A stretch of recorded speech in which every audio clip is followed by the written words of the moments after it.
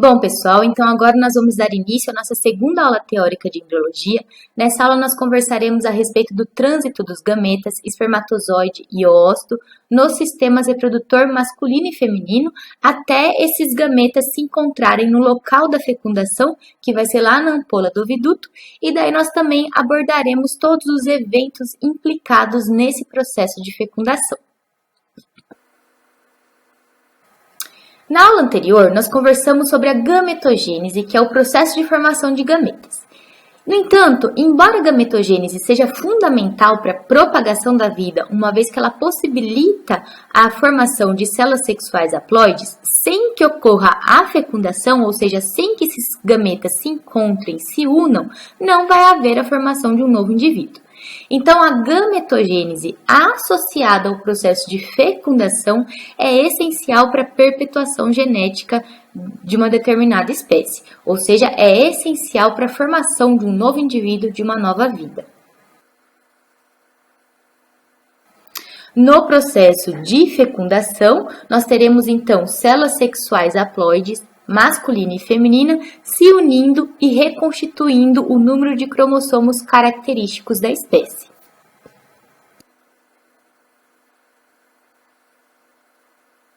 Aí eu pergunto para vocês acham que logo após a gametogênese, tanto o espermatozoide quanto o ócito estão prontos para a fecundação?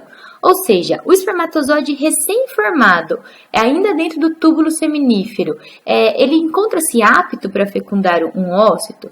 E o ócito, em qualquer estágio do desenvolvimento folicular, ele está pronto para ser fecundado? O que vocês acham? A resposta é não, porque tanto o espermatozoide quanto os oócitos precisam sofrer algumas modificações químicas e moleculares para então adquirirem habilidade para fecundação.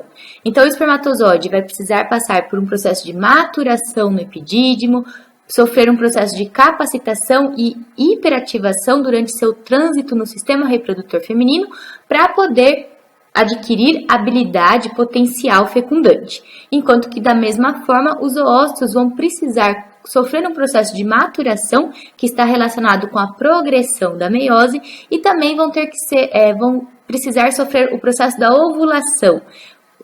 Ou seja, eles vão ter que ser liberados do folículo ovulatório, captados pelas fibras do oviduto e migrar até o local da fecundação, que vai ser lá na ampola do oviduto. Então, todos esses eventos nós vamos discutir ao longo dessa aula.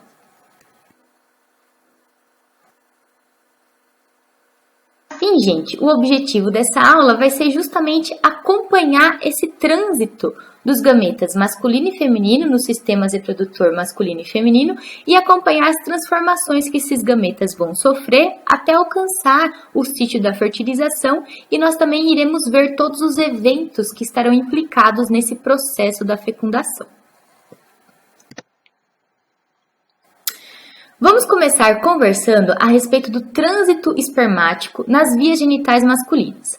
Nós já vimos anteriormente que o sistema reprodutor masculino ele é constituído por 3 porções: porção glandular, condutora e copulatória.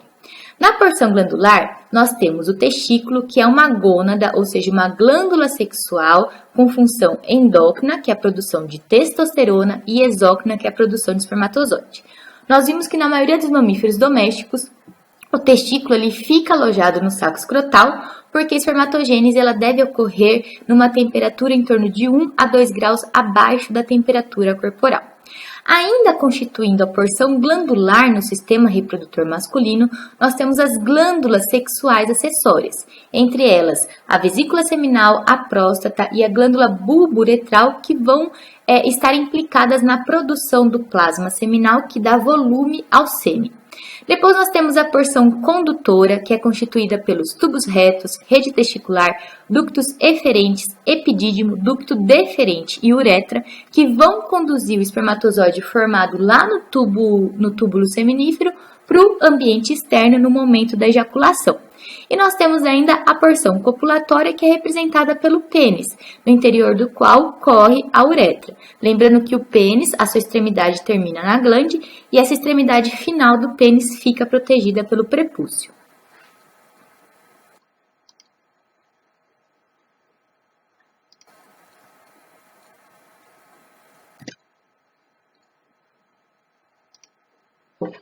Então, vamos iniciar conversando a respeito dos testículos. Nós já dissemos que os testículos ficam alojados no saco escrotal.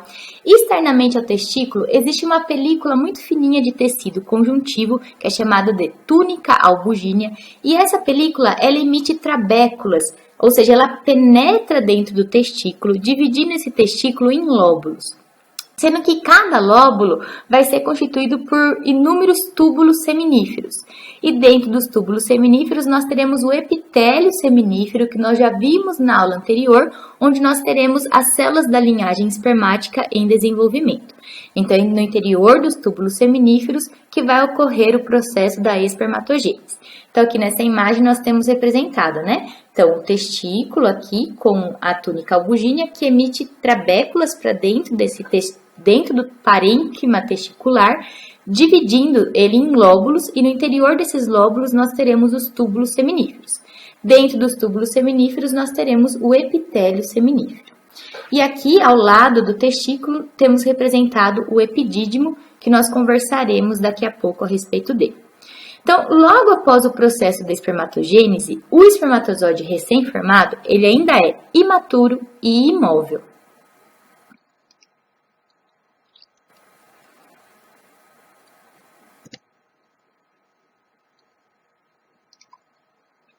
Vamos recordar um pouquinho a respeito do túbulo seminífero e do epitélio seminífero. Então, essa imagem está representando um corte do túbulo seminífero.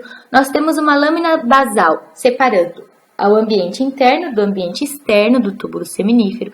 E externamente ao túbulo seminífero, nós temos as células de Leydig, que são responsáveis pela produção de testosterona, e temos vasos sanguíneos. Parte dessa testosterona cai na corrente sanguínea e outra parte migra para dentro do túbulo seminífero. Já no interior do túbulo seminífero, nós temos as células de Sertoli, que são células piramidais que se dispõem desde a base do túbulo até o seu lume e desempenha inúmeras funções. Entre as inúmeras funções das células de Sertoli, elas estabelecem a barreira hematotesticular, dividindo o ambiente do túbulo seminífero em dois compartimentos, compartimento basal e adiluminal. E daí nós temos as células da linhagem espermática, onde nós temos as espermatogônias, que ficam no compartimento basal, que são células diploide, 2Ns, e depois todas as outras células da linhagem espermática, que nós teremos espermatócito primário, espermatócito secundário, espermátide e espermatozoide no compartimento adiluminal.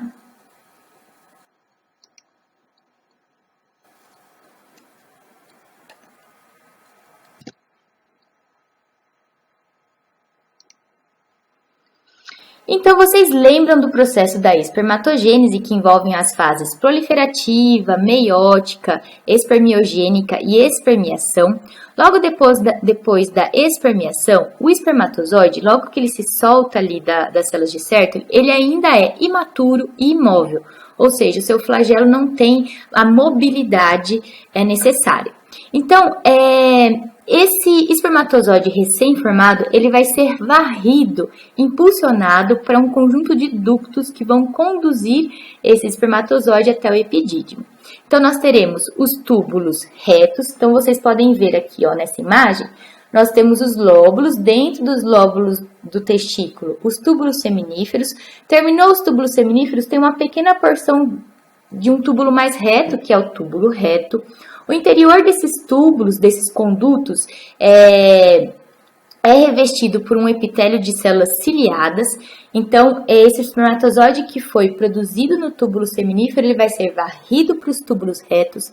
Aí, esses túbulos retos, eles vão sofrer um emaranhado, formando a rede testicular, e dessa rede testicular vão partir os ductos eferentes, que se unem, formando o epidídimo aqui na lateral do testículo. Como o espermatozoide recém-formado ele é imóvel, ele vai ser impulsionado para o epidídimo por meio dos fluidos, por meio da secreção das células dos epitélios que revestem internamente esses ductos e através também do batimento ciliar das células que revestem esses túbulos. Tá ok?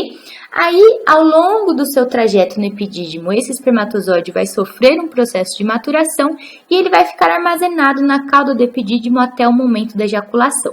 No momento da ejaculação, devido a estímulos visuais, estímulos excitatórios, vai ocorrer uma contração da musculatura que envolve o epidídimo, fazendo a ejeção desse espermatozoide pelo canal deferente, indo desembocar lá na uretra.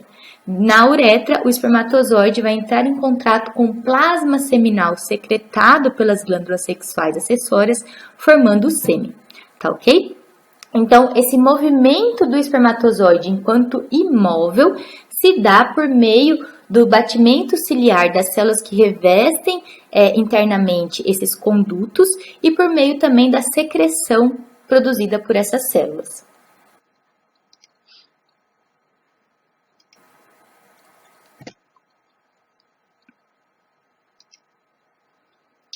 Vamos conversar um pouquinho a respeito do epidídimo. Então, o epidídimo, gente, é um túbulo enovelado, ele é circundado por músculo liso, internamente ele tem um epitélio constituído por células que apresentam estereocílios, que estão implicadas na absorção de resíduos espermáticos, excesso de citoplasma, na absorção, na fagocitose de espermatozoides com alterações morfológicas. Esse epidídimo, ele vai conectar, então, os ductos eferentes ao canal deferente, que nós já vimos anteriormente, e ele se insere numa das bordas do testículo, como vocês podem observar nessa imagem. Então, didaticamente, a gente pode dividir o testículo em 3 regiões: a cabeça, o corpo e a cauda. Durante o trânsito do espermatozoide pela cabeça e pelo corpo do epidídimo, conforme esse espermatozoide entra em contato com o fluido epididimário, ou seja, com as secreções produzidas pelas células que revestem internamente o epidídimo, ele vai sofrer um processo chamado de maturação espermática. E é nesse processo de maturação que o espermatozoide adquire motilidade e adquire também potencial fecundante. Aí, o que vai acontecer? Depois que ele passou pela cabeça e corpo do epidídimo, se não ocorrer o processo da ejaculação, esse espermatozoide vai ficar acumulado aqui na cauda do epidídimo. Então, a cauda do epidídimo é o local de armazenamento dos espermatozoides já móveis para serem ejaculados.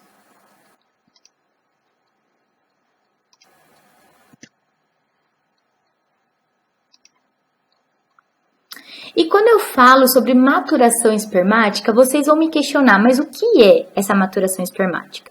Então, durante a passagem do espermatozoide pelo epidídimo, conforme ele entra em contato com o fluido epididimário, ocorre uma reorganização da membrana plasmática desse espermatozoide, muito provavelmente pela transferência de lipídios e proteínas do fluido epididimário com os lipídios e proteínas que constituem a membrana plasmática. Além disso, vai ocorrer a migração da gota citoplasmática proximal para a distal. Vocês lembram na aula anterior que eu falei que no processo de espermiação, quando o espermatozoide está pronto e ele se desprende das células de Sertoli, ele leva consigo um resíduo de citoplasma que fica preso, como vocês podem observar nessa imagem, entre a cabeça do espermatozoide e a peça intermediária, formando o que nós chamamos de gota citoplasmática proximal. Isso representa uma sobrecarga para o espermatozoide se locomover. Então, durante o processo de maturação espermática, essa gota citoplasmática proximal migra para a região entre a peça intermediária e a cauda, ou seja, formando o que nós chamamos de gota citoplasmática distal. Além disso, é durante a passagem do espermatozoide pelo epidídimo que vai ocorrer a remoção de parte de espermatozoides anormais, porque ocorrem falhas, na produção espermática. Então, existe a formação de espermatozoides com alterações morfológicas, que geralmente eles vão ser fagocitados pelas células que revestem esse epidídimo internamente. E além disso, durante esse processo de maturação espermática, vai ocorrer um remodelamento do acrossomo e uma alteração da estabilidade da membrana que constitui esse acrossomo. Então, essas são as principais características, as principais alterações resultantes do processo de maturação espermática que vão promover mobilidade e capacidade fecundante a esse espermatozoide.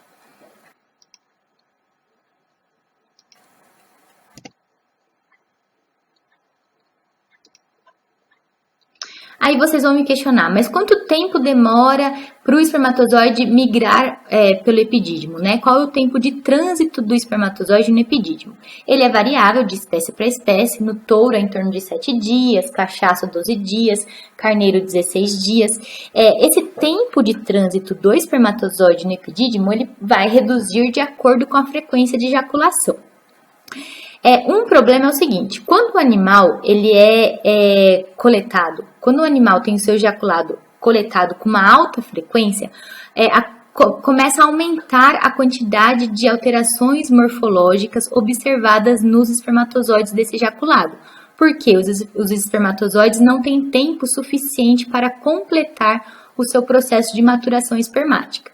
Então, quando se coleta um ejaculado e se observa que existe uma grande quantidade de alterações morfológicas de espermatozoides com uma grande quantidade de gota citoplasmática proximal, isso é indicativo de que não se está respeitando um descanso para esse macho entre os momentos de coleta de sêmen. Então, esse macho está sendo coletado com uma frequência muito alta e então você deve reduzir essa frequência de coleta para melhorar a qualidade do seu ejaculado. Da mesma forma, um animal que fica muito tempo sem ser coletado também vai apresentar um ejaculado de uma menor qualidade, porque quanto mais tempo esse ejaculado fica armazenado na cauda do epidídimo, ele começa a se desintegrar, ou seja, começa também a apresentar algumas alterações. Então, os espermatozoides que encontram-se armazenados na cauda do epidídimo e que não são ejaculados, eles vão desintegrar e vão ser reabsorvidos pelo organismo, ou também eles podem ser eliminados de maneira involuntária por meio da urina.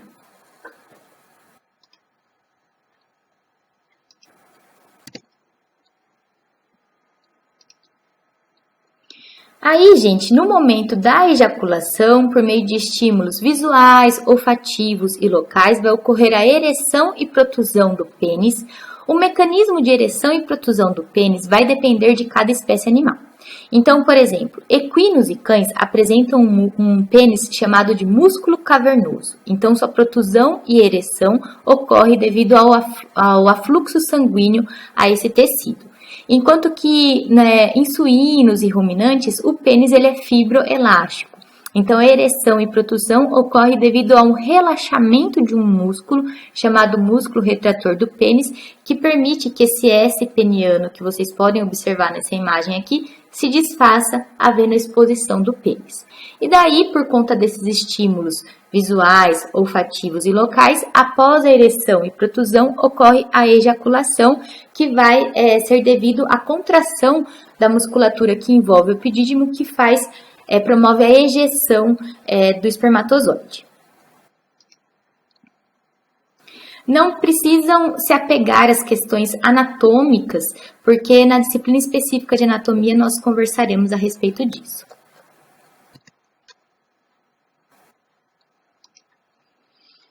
Aí, esse espermatozoide, ao chegar na uretra, ele vai entrar em contato com o plasma seminal. O que é o plasma seminal que eu já falei anteriormente? O plasma seminal ele é uma solução fluida, uma fração fluida do sêmen, que é constituída por íons, carboidratos e proteínas, que são produzidos em especial pelas glândulas sexuais acessórias e também é composto por fluido testicular e epididimário.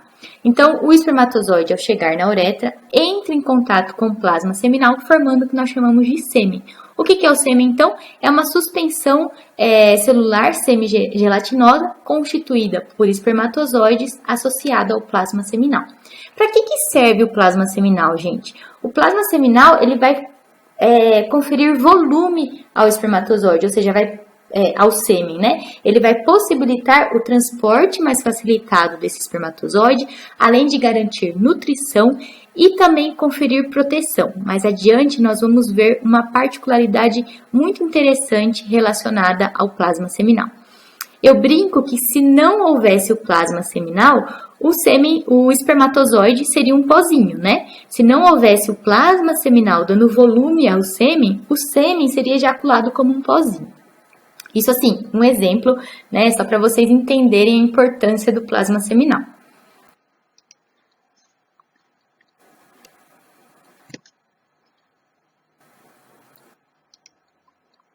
Aí beleza, ocorreu a ejaculação dentro do sistema reprodutor feminino e eu pergunto para vocês, e agora, o que acontece? Quais são as barreiras, quais são os obstáculos que esse espermatozoide tem que enfrentar até alcançar o óvulo lá no local da fecundação?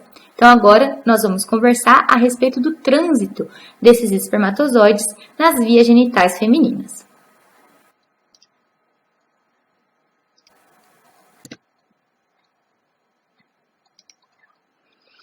Então, do local da deposição do sêmen até a ampola da tuba uterina, onde vai ocorrer a fecundação, quais são os obstáculos que esse espermatozoide tem que transpor? Então, ele vai ter que enfrentar o fundo da vagina e a cérvix naquelas espécies cuja ejaculação é intravaginal. Então, no suíno e equino, por exemplo, a ejaculação ocorre dentro da cérvix. Então, já não, o espermatozoide já não tem uma perda substancial de espermatozoide no fundo da vagina. Depois que ultrapassou a cérvix, esse espermatozoide vai ter que enfrentar todas as barreiras que existem dentro do útero, então no corpo e no corno uterino, e no istmo da tuba uterina até alcançar a região da ampola dessa tuba uterina. Lembrando que o trânsito do espermatozoide no sistema reprodutor feminino, ele tem que ser sincrônico com o trânsito do oócito no oviduto, porque os dois, o oócito e o espermatozoide, têm que chegar de maneira simultânea na ampola do oviduto para que haja fecundação. Se um chegar antes ou depois do outro, vai haver um desencontro e daí não vai ter a fecundação.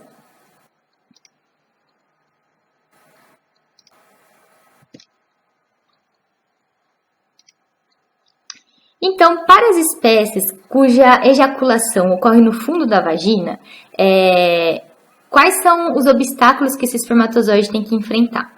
Então, primeiro vai haver uma perda muito grande de espermatozoide por meio do fluxo retrógrado, que é o retorno, do ejaculado pela vagina.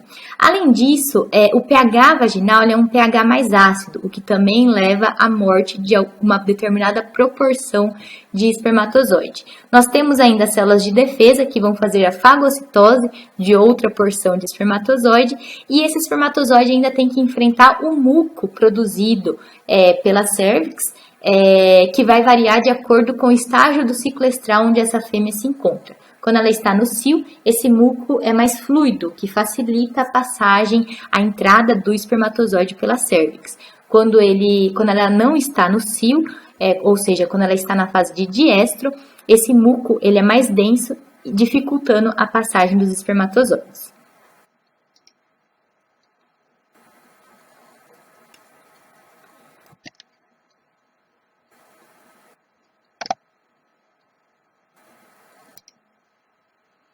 Aí, esse espermatozoide, então, ultrapassou as barreiras da vagina e cérvix, chegou ao útero.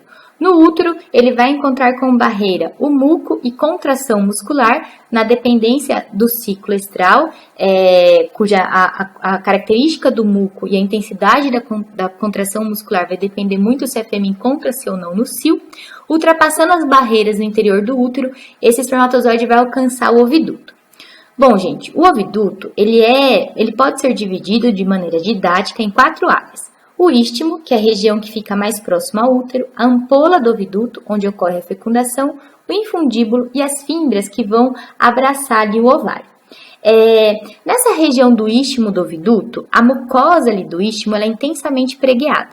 Então, quando os espermatozoides alcançam o istmo do oviduto, eles vão ficar armazenados nessas dobras, formando o que nós chamamos de reservatório espermático. De modo que a vantagem desse reservatório é que ele permite que esses espermatozoides saiam em impulso em direção à ampola do oviduto para fecundar o oócito. Então, trata-se de uma estratégia para impedir o que nós chamamos de poliespermia, que é vários espermatozoides chegando ao mesmo tempo no oócito, com a possibilidade, por exemplo, de 2 espermatozoides ou mais conseguirem penetrar no ócito. Aqui um adendo, para que haja a reconstituição do número de cromossomos específicos daquela espécie, ou seja, para que a fecundação seja efetiva, um espermatozoide tem que fecundar um óvulo. Se 2 ou mais espermatozoides fecundarem um oócito, nós teremos uma alteração diploidia e não haverá formação de uma nova vida. Então, essa reserva espermática no istmo do eviduto impede esse processo de polispermia, porque os espermatozoides vão em pools numa quantidade relativamente menor. E também aumenta a probabilidade de fecundação, porque se o primeiro pool de espermatozoides não encontrar o oócito na ampola do oviduto, pode ser que o segundo pool encontre e assim por diante.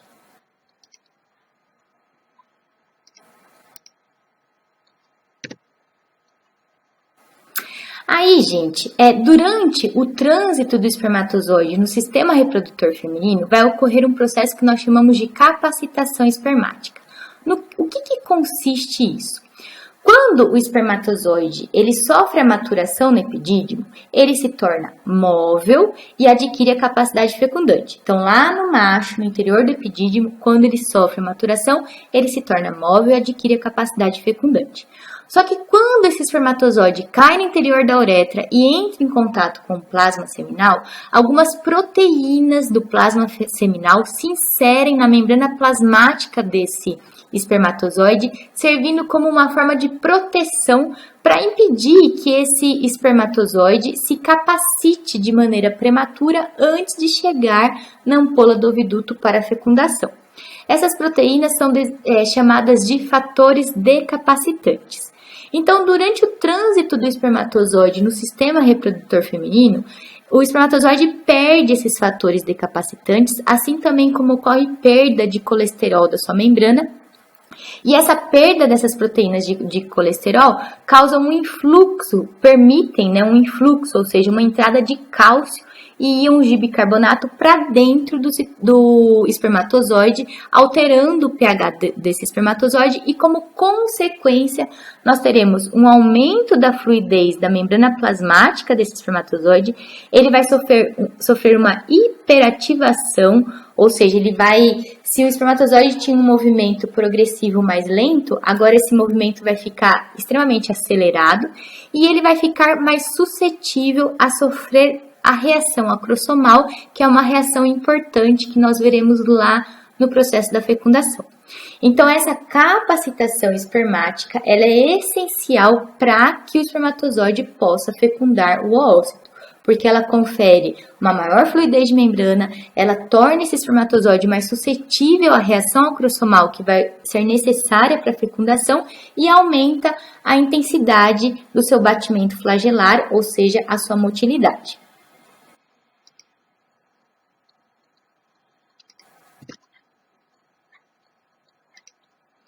Aqui, gente, eu deixei para vocês o endereço de um vídeo para vocês entenderem o que é um espermatozoide antes da capacitação e após a capacitação, para vocês verem a diferença de motilidade. Depois, acessem esses vídeos para vocês conseguirem visualizar o que eu estou falando. Então, o vídeo anterior é do espermatozoide antes da capacitação e esse vídeo agora após a capacitação. Então, gente, apenas espermatozoides que sofreram a maturação lá no epidídimo e que, portanto, são móveis e que sofreram um processo de capacitação e hiperativação espermática estarão aptos para o processo de fecundação.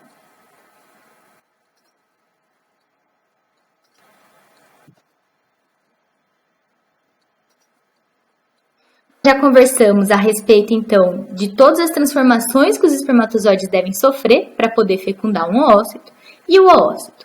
Nós vimos na aula anterior que as fêmeas dos mamíferos domésticos nascem com seu ovário colonizado por folículos primordiais, tendo no seu interior um oócito bloqueado em diplóteno da prófase 1. Então, esse oócito, para ele poder ser fecundado, ele tem que sair desse bloqueio meiótico e progredir até metáfase 2.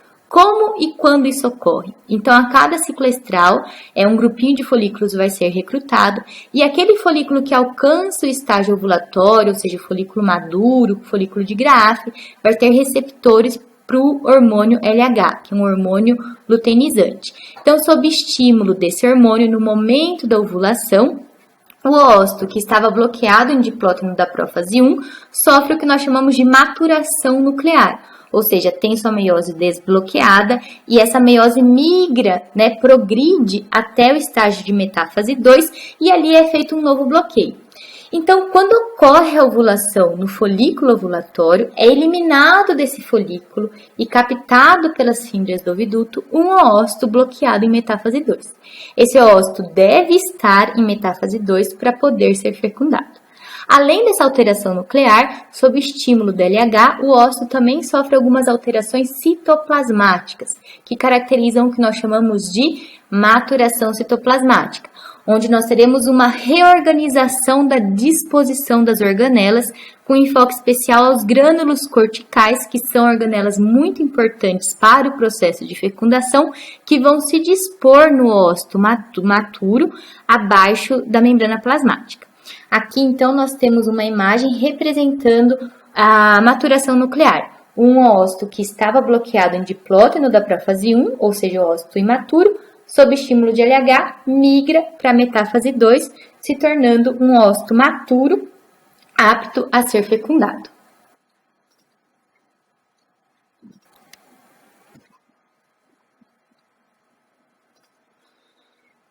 Além de todas essas transformações no espermatozoide e no ócito, é necessário haver sincronia, ou seja, o ócito em metáfase 2 e o espermatozoide capacitado, eles têm que se encontrar ao mesmo tempo na ampola do oviduto.